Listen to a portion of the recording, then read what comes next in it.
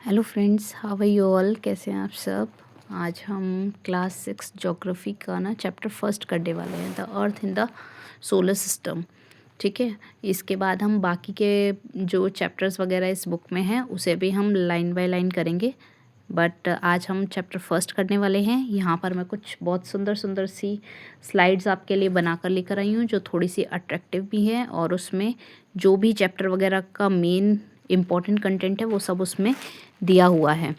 और इसके अलावा अगर आप एग्ज़ाम पर्पस से चाहते हैं तो मेरे पास कुछ हैंड रिटन नोट्स वगैरह भी हैं जो माइंड मैप फॉर्म में हैं, 1 to 2 पेजेस के। वो भी मैं आपके लिए शॉर्ट वीडियो में या फिर शॉर्ट्स वगैरह में अपलोड कर दूंगी ताकि आपको एग्ज़ाम टाइम पर उसे रिवाइज़ करने में हेल्प हो जाए। ठीक है, तो अभी हम स्टार्ट करते हैं किससे, यहाँ से द चैप्टर की शुरुआत हम करते हैं। नाम है the earth in the solar system. ठीक है, यहाँ हम किसकी बात कर रहे हैं, हम अर्थ की बात कर रहे हैं जो कि हमारा प्लैनेट है, किसमें, सोलर सिस्टम में हमारा थर्ड प्लैनेट है। इसके बारे में आज हम बात करेंगे। ठीक है, तो हमारा फर्स्ट टॉपिक है celestial body. What do you mean by celestial bodies. तो अगर मैं इसे वन लाइन में बताना चाहूँ तो सेलेस्टियल बॉडीज़ वो कोई भी चीज़ जो अंतरिक्ष में आपको नज़र आती है, चाहे वो आपके स्टार्स हैं, मून हैं, सन हैं, एस्ट्रॉयड, मेट्रॉयड्स, जो भी चीज़ें, मिटियोर्स वगैरह, जो भी चीज़ें आपको अंतरिक्ष में नज़र आती है वो सब आपकी सेलेस्टियल बॉडीज़ कहलाती हैं। ठीक है, तो क्या लिखा हुआ, these are all the object shining in the night sky. रात के समय में आपको अंतरिक्ष में जो भी चमचमाती हुई चीज़ें नज़र आती हैं वो सब क्या हैं, आपकी सेलेस्टियल बॉडीज़ हैं। फर्स्ट थिंग यहाँ पर दिया हुआ है किसके बारे में, स्टार्स के बारे में। Huge bodies made of gases. Stars क्या हैं, ह्यूज, ह्यूज मतलब होता है बड़े बड़े। तो ये बड़ी बॉडीज़ हैं जो कि किससे बनी हुई हैं, गैसेस से बनी हुई है। One more important thing, they have their own heat and light. इनके पास इनकी खुद की हीट और लाइट होती है, यानी इन्हें जगमगाने के लिए सूर्य की रोशनी की ज़रूरत नहीं है। इनके पास इनकी खुद की लाइट होती है और खुद की हीट भी होती है। तो यहाँ क्वेश्चन अराइज क्या होता है कि अगर इनके पास इनकी खुद की हीट वगैरह है तो हमारे को इनकी हीट महसूस क्यों नहीं होती। जैसे हमारे को सन की तो जो हीट वगैरह है वो महसूस होती है, हमारे को गर्मी लगती है ना सन वगैरह के नीचे, तो हमारे को सन की हीट तो महसूस होती है लेकिन हमारे को स्टार्स की हीट तो महसूस ही नहीं होती। तो इसका सिंपल सा रीज़न क्या है कि ये हमसे मिलियंस ऑफ ईयर्स दूर हैं, हमसे बहुत ज़्यादा दूर हैं। इस वजह से ये हमें काफ़ी छोटे नज़र आते हैं, बल्कि इनमें से कई सारे स्टार्स जो हैं वो सन से भी ज़्यादा बड़े होते हैं। ठीक है, तो ये काफ़ी बड़े बड़े होते हैं, लेकिन क्योंकि इतनी दूर होने के कारण से ये हमें काफ़ी छोटे नज़र आ रहे होते हैं और इनकी हीट भी हमें महसूस नहीं होती, यहाँ तक कि इनकी रोशनी भी हम तक नहीं पहुँच पाती। The sun is our nearest star. सूर्य भी एक तरीके का स्टार है और ये हमारा सबसे करीबी तारा है। डन। Now constellations. कॉन्स्टलेशंस क्या होते हैं, patterns formed by group of stars. अलग अलग स्टार मिलके कभी कभी कुछ ना कुछ पैटर्न्स वगैरह बना रहे होते हैं ना, उसी को हम कॉन्स्टलेशन कहते हैं। मैम कैसे पैटर्न, तो पैटर्न लाइक जैसे हम आपने देखा होगा छोटे वगैरह पर जब छत वत पे सोते थे, स्टार्स वगैरह को देखते थे तो कई बार ऐसा लगता था ना, अरे यहाँ तो क्वेश्चन मार्क का शेप बन रहा है, अरे यहाँ तो बियर बन रहा है, यहाँ तो मंकी बन रहा है। ऐसे ऐसे अलग अलग आप जब तारों को देखते हैं ना तो स्टार्स वगैरह कई बार आपको ऐसा लगता है कि वो कोई ना कोई पैटर्न बना रहे हो। अब वो कोई पैटर्न, कोई शेप हो सकता है, ठीक है, और सबके लिए ये अलग अलग तरीके का हो सकता है, लेकिन अलग अलग तारे जो है ना मिलकर जब ये ग्रुप में होते हैं तो कोई ना कोई शेप्स वगैरह बना रहे होते हैं, जैसे कि हम क्या कहते हैं, कॉन्स्टलेशन। इसका एक एग्जांपल क्या है, उर्सा मेजर, जिसे हम बिग बियर के नाम से भी जानते हैं। ये भी 7 तारों का एक समूह है जिसे हम उर्सा मेजर या बिग बियर कहते हैं। ठीक है, next one is pole star, जिसे हम नॉर्थ स्टार के नाम से भी जानते हैं। क्यों हम इसे नॉर्थ स्टार बोलते हैं या क्यों इसे पोल स्टार बोला जाता है, तो इसका रीज़न है, अब जब भी आप आसमान में देखेंगे, आसमान साफ होगा, वहाँ तारे आपको नज़र आ रहे होंगे, तो नॉर्थ डायरेक्शन में इसकी पहचान क्या है, ये हमेशा नॉर्थ डायरेक्शन में निकलता है और सबसे चमकता हुआ, सबसे अलग सा तारा आपको जो दिखेगा वही पोल स्टार कहलाता है, उसे हम नॉर्थ स्टार भी कहते हैं। तो इसका नॉर्थ स्टार होने का रीज़न क्योंकि ये हमेशा नॉर्थ डायरेक्शन में होगा, सबसे चमकता हुआ सा तारा। पहले के समय में बेटा जब कंपास वगैरह जब नहीं होते थे तो डायरेक्शंस वगैरह के लिए रात के समय स्पेशली ये नॉर्थ स्टार का, पोल स्टार का यूज़ किया जाता था। ठीक है, क्योंकि ये हमेशा नॉर्थ डायरेक्शन में निकलता था और रात में भाई सबसे चमकता हुआ अलग सा तारा दिखता, तो इसे देखकर लोग अनुमान लगाते थे कि अच्छा ये नॉर्थ डायरेक्शन है तो इसके अपोजिट में साउथ डायरेक्शन होगी, इसके इधर ईस्ट है इधर वेस्ट है। तो इस तरीके से डायरेक्शंस का आइडिया लगाया जाता था, ठीक है। तो इसे हम नॉर्थ स्टार कहते हैं। और इसकी खासियत क्या है, it remains in the same position, ये हमेशा सेम पोजीशन में, ऐसा नहीं है कि आज नॉर्थ में निकल रहा है कल साउथ में निकलेगा। इसे नॉर्थ स्टार कहा इसलिए जाता है कि एक सबसे अलग तारा, सबसे चमकता हुआ सा तारा और सबसे अलग नॉर्थ डायरेक्शन में ही हमेशा ये आपको नज़र आएगा, ठीक है। नेक्स्ट है हमारा the solar system. Solar system क्या है हमारा, सौर मंडल। सौर मंडल जो कि किसका, सोलर मतलब सूर्य, सन की फैमिली, उसको हम सोलर सिस्टम कहते हैं। The family of the sun. Family of the sun क्यों कहा गया है भाई, हम बाकी किसी प्लेनेट का भी नाम ले सकते थे। तो ऐसा है कि हम अपनी फैमिली में भी देखते हैं कि जो फैमिली वगैरह होती है वो हेड ऑफ़ द फैमिली के नाम से जानी जाती हैं कि भाई ये इनका परिवार है, उनका परिवार है। तो इसी तरीके से जो सूर्य है ना, वो इस सोलर सिस्टम का क्या है, हेड है, इस पूरे परिवार का हेड है। इस सौर मंडल में और भी जितनी भी चीज़ें हैं ना, आपके प्लैनेट्स हो गए, स्टार्स वगैरह हो गए, तो उसमें सन जो है वो हेड ऑफ़ द फैमिली है। तो द फैमिली ऑफ द सन क्या क्या है आपके सोलर सिस्टम में, इट कंसिस्ट ऑफ द सन। इसमें आपका सन है, 8 प्लैनेट्स हैं, 9 क्यों नहीं है, because Pluto is now not part of our solar system, it is a dark planet, ठीक है। प्लूटो मतलब काफ़ी छोटा है और वो कुछ ऐसी कंडीशंस जो बेसिकली बाकी प्लैनेट्स हमारी फुलफ़िल करते हैं ना, उन कंडीशंस को फुलफ़िल नहीं करता है, इसलिए उसे डार्क प्लैनेट घोषित कर दिया गया है, ठीक है। तो वो अभी हमारे सोलर सिस्टम का पार्ट नहीं है, वो इन 8 प्लैनेट्स में काउंट नहीं होता। तो क्या कौन कौन है आपके सोलर सिस्टम में, सन है, हमारे 8 प्लैनेट्स हैं, सैटेलाइट्स हैं जिसमें से हमारी नेचुरल सैटेलाइट जो है वो मून है, और आपकी बाकी अदर मैन मेड सैटेलाइट्स हैं, और कुछ अदर सेलेस्टियल बॉडी जैसे कि एस्ट्रॉयड, मेट्रॉयड्स, मेटियोर्स, ये सारी चीज़ें आपकी सोलर सिस्टम में पाई जाती हैं। होप इतना क्लियर है, तो आगे बढ़ें, ठीक है। अब हम जाते हैं नेक्स्ट उस पे, जो कि आपका है क्या, सन। सन के बारे में पढ़ते हैं। सन क्या है, तो the centre of the solar system. Sun क्या है आपका, सेंटर है सोलर सिस्टम का, बिल्कुल बीचों बीच पाया जाता है। It provides the pulling force that binds the system together. Sun the centre of the solar system, एक तो ये बिल्कुल सेंटर में पाया जाता है, and it provides the pulling force that bind the solar system. देखो हेड ऑफ द फैमिली का भी नॉर्मली हम क्या बोलते हैं, हेड ऑफ द फैमिली का बेसिकली रोल क्या होता है कि वो पूरे परिवार को जोड़ के रखता है, बांध के रखता है। तो उसी तरीके से सन भी जो है वो इस सोलर सिस्टम का, इस सोलर फैमिली का जो है हेड है।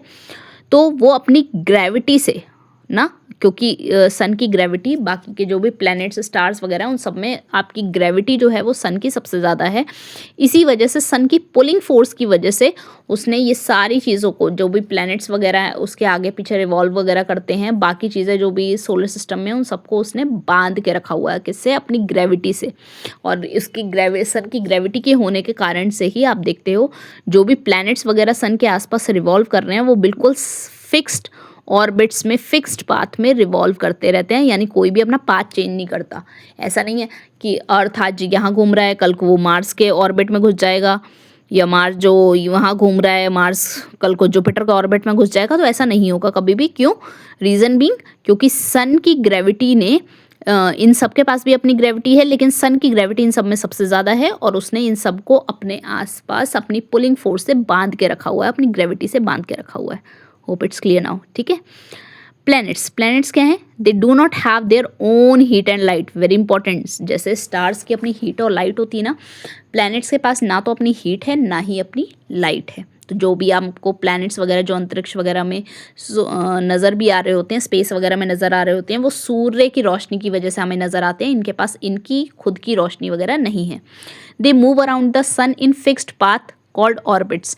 ये सन के आसपास फिक्स्ड पाथ, अभी मैंने बताया, बिल्कुल फिक्स्ड पाथ में घूमते हैं, और इन फिक्स्ड पाथ को हम ऑर्बिट भी कहते हैं, और ये अपने ऑर्बिट चेंज नहीं करते हैं। रीज़न सिंपली सन का जो ग्रेविटेशनल फोर्स है, ग्रेविटी पुल है, उसकी वजह से।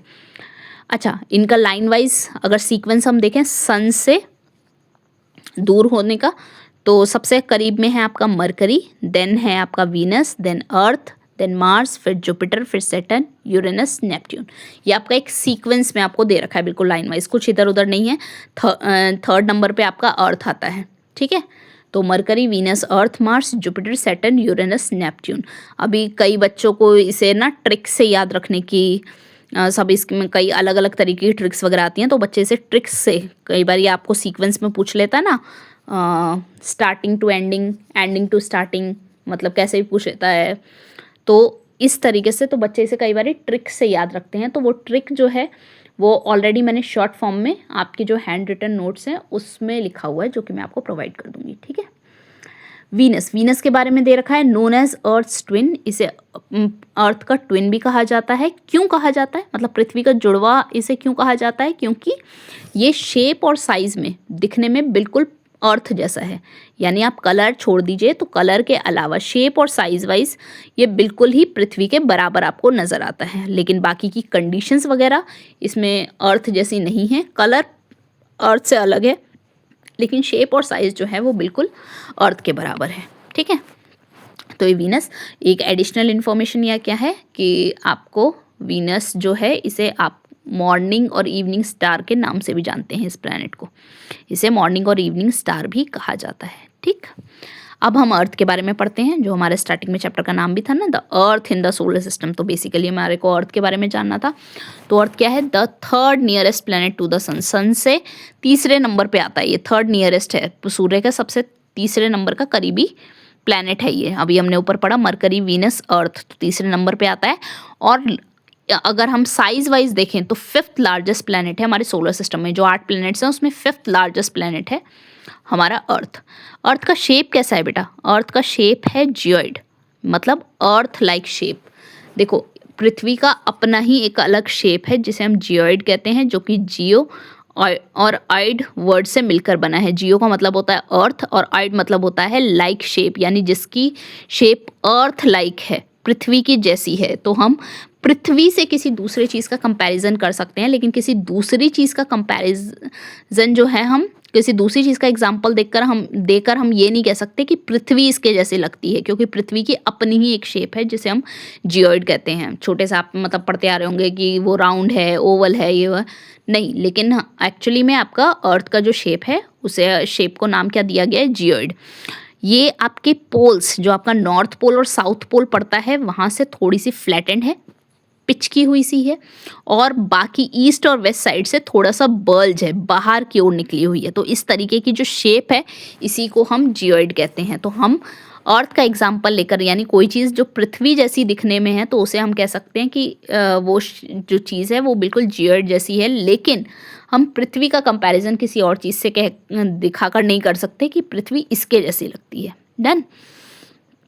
नाउ अब इसके बाद हम आ जाते हैं आगे। यहाँ तक होप कि आपको क्लियर है। अब ज़रा इसके बारे में, जो अर्थ है उसे ब्लू प्लैनेट भी कहा जाता है। क्यों? 2/3 of the surface is covered with water. उसका जो 2/3 हिस्सा, यानी अगर मैं पृथ्वी को 3 बराबर भागों में बांट दूं तो उसका 2 हिस्सा जो है वो सिर्फ पानी है। इस वजह से इसका कलर जो है हमें सोलर सिस्टम में ब्लू कलर की हमें नज़र आती है। पृथ्वी पानी होने की वजह से, इतना ज़्यादा पानी है इस पर, 2/3 वाटर है। ये बात और है कि वो सॉल्टी वाटर है, ठीक है, उसमें फ्रेश वाटर की क्वांटिटी बहुत कम है, लेकिन वाटर होने की वजह से इसका कलर हमारे को ब्लू नज़र आता है। तो समटाइम्स हम इसे ब्लू प्लैनेट भी कहते हैं, ठीक है। अभी आप कमेंट सेक्शन में मुझे बताएंगे, अगर ब्लू प्लैनेट पृथ्वी को कहा जाता है, अर्थ को कहा जाता है, तो रेड प्लैनेट हम किसे कहते हैं, ठीक है। ये आपके लिए होमवर्क है। लाइफ के बारे में क्या दिया है? It is the only planet known to support life. ये एकमात्र ऐसा प्लैनेट है जिस पर जीवन संभव है, because it has the right temperature, water and oxygen. क्यों जीवन सिर्फ इसी पर संभव है भाई, किसी और प्लैनेट पे संभव क्यों नहीं है? क्योंकि जो भी लिविंग थिंग्स वगैरह, जो भी क्रिएचर्स वगैरह आपके अर्थ पे एग्जिस्ट करते हैं, उन्हें जिस तरीके का टेम्परेचर चाहिए, उन्हें जीने के लिए पानी चाहिए, ऑक्सीजन चाहिए, मोस्ट इम्पॉर्टेंट, ये सारी चीज़ें, ये सारी कंडीशंस किस पे? आपकी सिर्फ अर्थ पे ही फुलफ़िल होती हैं, और किसी प्लैनेट पर ये सारी कंडीशंस नहीं पाई जाती हैं, ठीक है। अभी तक तो नहीं पाई जा रही, इन फ्यूचर हम नहीं कह सकते, लेकिन हाँ अभी तक जो हमारे प्लैनेट्स वगैरह हैं या जिसके बारे में हमें जानकारी है, उसमें जो लाइफ सपोर्ट आपका है वो सिर्फ किस पर है? अर्थ पर पाया जाता है, ठीक। अब हम किसके बारे में पढ़ेंगे? मून के बारे में, जो कि हमारा नेचुरल सैटेलाइट है। हमारा नेचुरल सैटेलाइट जो है वो सिर्फ एक है, वो है मून, ठीक। बाकी हमारे मैन मेड सैटेलाइट हैं। साइज वाइज अगर हम देखें तो its diameter is only 1/4 that of the Earth. पृथ्वी के मुकाबले सिर्फ 1/4, क्वार्टर मतलब क्या समझे कि पृथ्वी को अगर मैं 4 बराबर भागों में बांट दूँ, बोलो मैडम बांटते रहो अर्थ को ये सिर्फ समझने के लिए बेटा, कि पृथ्वी को अगर मैं 4 बराबर हिस्सों में, वैसे भी कोई काट नहीं सकता है, लेकिन अगर मैं पृथ्वी जो है हमारी पूरी उसको 4 बराबर हिस्सों में काट दूँ तो उसका एक भाग जो है वो मून है, सिर्फ एक हिस्सा, इतना ही बड़ा है मून। यानी अगर उसके मैंने 4 बराबर हिस्से किए हैं तो उसका एक हिस्सा जो होगा ना, इतना बड़ा आपका मून है। तो 1/4 है अर्थ का, ठीक है, साइज वाइज। डिस्टेंस कितना है भाई अर्थ से इसका? About 3,84,400 kilometre away. कितनी दूर है पृथ्वी से? 3,84,400 किलोमीटर अवे, इतनी दूरी पर है पृथ्वी से। मूवमेंट की बात की जाए तो it takes about 27 days to orbit Earth. कितना टाइम लगता है? इट टेक्स अबाउट 27 डेज, 27 दिन लगते हैं उसे पृथ्वी के चारों ओर चक्कर लगाने में। And the same time to spin on its axis, और अपनी जगह पर घूमने में भी उसे 27 दिन ही लगते हैं। मतलब क्या है कहने का? देखो अर्थ जैसे है, हम कहते हैं अर्थ जब रिवॉल्यूशन करती है यानी सूर्य के चारों ओर चक्कर लगाती है तो कितना टाइम लेती है? 365 डेज प्लस 6 आवर्स। तो मैं राउंड ऑफ में लेकर चल रही हूँ, तो 365 डेज, ठीक है। 365 दिन लगते हैं पृथ्वी को सूर्य का एक चक्कर लगाने में, ठीक है। और अपनी जगह पर रोटेट करने में, अपनी जगह पर घूमने में उसे लगते हैं 24 घंटे। लेकिन मून की स्पीड इतनी स्लो है कि मून अपनी जगह में घूमने पर भी 27 दिन ले लेता है, और पृथ्वी के चारों ओर जो एक चक्कर उसका पूरा होता है उसमें भी वो 27 दिन लेता है, ठीक है। This is why we only ever see one side of the moon. इसलिए जो भी चांद हमको जब भी नज़र आता है ना, तो चांद का हमें सिर्फ एक ही हिस्सा नज़र आ रहा होता है, उसकी पिछली साइड हमें नज़र नहीं आ रही होती, यानी उसकी बैक साइड जो है वो हमें नज़र नहीं आ रही होती। इस मून के हमेशा एक हिस्सा ही हमको नज़र में आता है, ठीक। फेजेस क्या क्या होते हैं? तो भाई फेजेस में आपका एक फुल मून और न्यू मून, यानी बीच में जो वो क्वार्टरली होता है या उसकी अलग अलग जब शेप होती है उसे हम पर्टिकुलरली नहीं, मतलब भाई वो तो उसके फेजेस है ना, तो उसे हम काउंट नहीं करते हैं। हम किस में देखते हैं? फुल मून जिसे हम पूर्णिमा कहते हैं, और न्यू मून जिसे हम अमावस्या। फुल मून पूर्णिमा में जब पूरा चांद दिख रहा होता है, और न्यू मून अमावस्या में जब चांद हमें दिख ही नहीं रहा होता है पूरी तरीके से, ठीक है। क्यों नहीं दिख रहा होता है ये अभी हम आगे पढ़ेंगे, ठीक है। अब मैंने इसकी एक पिक्चर डाली है जिसमें आप इसके देख सकते हो कि भाई कैसे कैसे आपके इसमें दिखा रखा है कि इसके कैसे कैसे फेजेस। पहले न्यू मून से फिर वेक्सेंट, क्रिसेंट, ये सारी उसकी शेप्स वगैरह दे रखेगी। इतना चांद दिखेगा, फिर इतना दिखेगा, फिर इतना दिखेगा, फिर फुल मून हो जाएगा, फिर वैसे ही हमारे को फिर चांद का फिर इतना हिस्सा देगा, फिर इतना दिखेगा, इतना दिखेगा। तो इस तरीके से थोड़ा थोड़ा थोड़ा करते करते फिर वो आपको कंप्लीट फुल मून नज़र आने लगता है। तो हम कौन सी दो शेप्स के बारे में, न्यू मून और फुल मून के बारे में पढ़ रहे होते हैं, ठीक। अब मैंने यहाँ पर एक स्लाइड डाली है जहाँ पर मैंने चैप्टर के कुछ इम्पॉर्टेंट चीज़ें जैसे यूनिवर्स, यही फुल मून, न्यू मून, जो इम्पोर्टेंट टर्म्स वगैरह है ना, उसे आप एग्ज़ाम टाइम पे जब एकदम से भाई उसके बारे में डेफिनेशन आ गया या आपको उसके बारे में लिखना वगैरह है तो वो आप जहाँ पर रिवाइज़ कर सकें। तो मैंने एक टेबल तैयार किया है और ये इंग्लिश और हिंदी मीडियम दोनों के लिए बेनिफिशियल है अगर आप रिवीजन पर्पज़ से देखेंगे तो, ठीक है। तो ज़रा मैं दिखाऊँ, just give me a second, 1 minute दो ज़रा मुझे।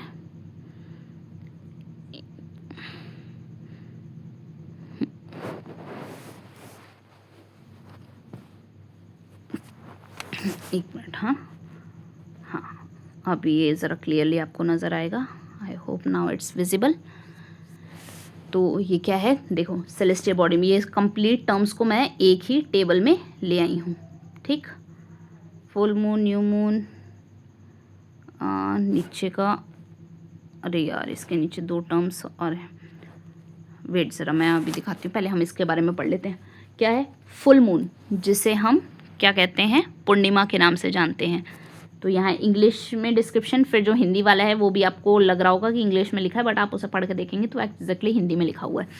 The moon when it appears as a complete circle, जब जो मून है हमारे को कंप्लीटली पूरी तरीके से नज़र आ रहा होता है उसे हम फुल मून पूर्णिमा कहते हैं। हिंदी में देखो लिखा है जब चांद पूरा गोल दिखाई देता है। स्पेशल थिंग क्या है इसमें, एक महीने में सिर्फ एक ही बार ही दिखता है। फुल मून जो है हमारे को एक महीने में एक ही बार ही दिखेगा। ठीक, की फैक्ट, इसका फैक्ट अगर हम देखें ऐसा क्यों होता है भाई, किस रीज़न से हमें फुल मून नज़र आ रहा होता है, तो क्या है, when earth is position directly between the sun and the moon, जब पृथ्वी डायरेक्टली जो है वो सन और मून के बीच में आ जाता है तो उस टाइम पर हमारे को ये फुल मून जो है वो नज़र आता है। ठीक, न्यू मून जिसे हम अमावस्या कहते हैं, ये क्या है, तो the moon when it appears as a thin curved line, moon जो है जब एक थिन कर्व्ड लाइन की तरह हमको नज़र आ रहा होता है, जब चांद बिल्कुल दिखाई नहीं देता। थिन कर्व्ड लाइन मतलब इतना हल्का होता है वो लाइन वगैरह, क्योंकि भाई चांद है तो असल में पृथ्वी से छोटा ही ना, तो ये थिन कर्व्ड लाइन भी, यहाँ थिन कर्व्ड लाइन लिखा है लेकिन एग्जैक्टली वो हमको आप देखेंगे तो बिल्कुल भी नज़र नहीं आ रहा होता। लेकिन इसका मतलब ये नहीं है कि चांद भाई, क्योंकि चांद तो अपनी जगह पर ही है ना, तो हम जो कहते हैं कि चांद निकला ही नहीं है या चांद इतना निकला है, तो चांद तो अपनी जगह पर ही है। तो the moon when it appears as a thin line, जब चांद हमें बिल्कुल नज़र नहीं आ रहा होता, नए चांद का प्रारंभ। नए चांद का प्रारंभ क्यों, अभी जैसे आपने पीछे फेजेस वगैरह जो मैंने आपको दिखाए, तो ऐसा तो है नहीं कि फुल मून के बाद डायरेक्टली न्यू मून आ गया।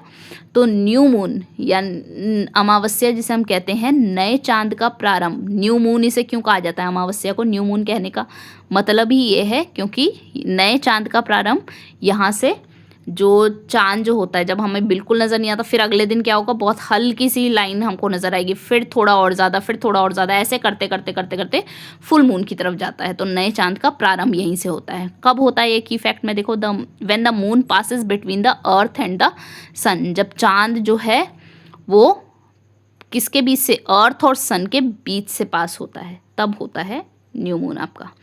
एस्ट्रॉयड क्या है, tiny Rocky bodies found between the orbits of Mars and Jupiter, Mars और जुपिटर के बीच में जब छोटी छोटे जो आपकी रॉकी बॉडीज़ का मतलब है पत्थर, आपको दिखने में पत्थर ही होते हैं एक्चुअली में, छोटे छोटे पत्थर वगैरह के जो टुकड़े होते हैं ये आपके पाए जाते हैं। तो बोलो एक करके मैम सिर्फ ये मार्स और जुपिटर के उसमें पाए जाते हैं, नहीं बेटा, आपको वैसे आपको जो आप डेब्रीज वगैरह कहेंगे वो आपको पूरे सोलर सिस्टम में पाए जाते हैं, पर पर्टिकुलरली ये जो मार्स और जुपिटर के बेल्ट के बीच में जो ये पाए जाते हैं इसी को हम एस्ट्रॉयड कहते हैं। क्या है ये, पत्थर के छोटे पिंड जो मार्स और जुपिटर के बीच पाए जाते हैं। समझ में आया कौन सी बेल्ट की बात कर रही हूँ मैं, मार्स और जुपिटर। आप लाइन वाइज अभी जो आपने प्लैनेट्स पढ़े तो उसमें मार्स के बाद जुपिटर आ रहा है ना, तो ये मार्स और जुपिटर दोनों अपनी जगह पर घूम रहे हैं, सूर्य के भी चारों ओर चक्कर लगा रहे हैं, तो दोनों का जो ऑर्बिट है उसके बीच में इन दोनों को ग्रेविटी की वजह से एक बेल्ट टाइप का बनता है जिसे हम एस्ट्रॉयड बेल्ट कहते हैं,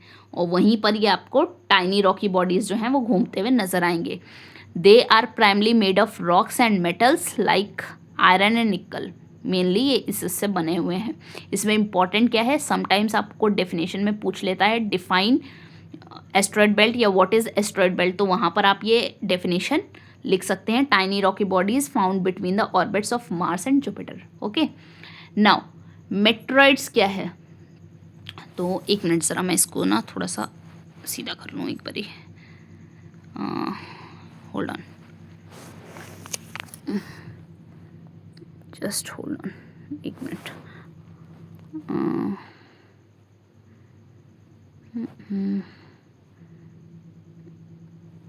ये अधूरा अधूरा इसमें नज़र आ रहा है, हाँ अब भी यहाँ आपको क्लियरली नज़र आएगा, जस्ट वेट अ मिनट।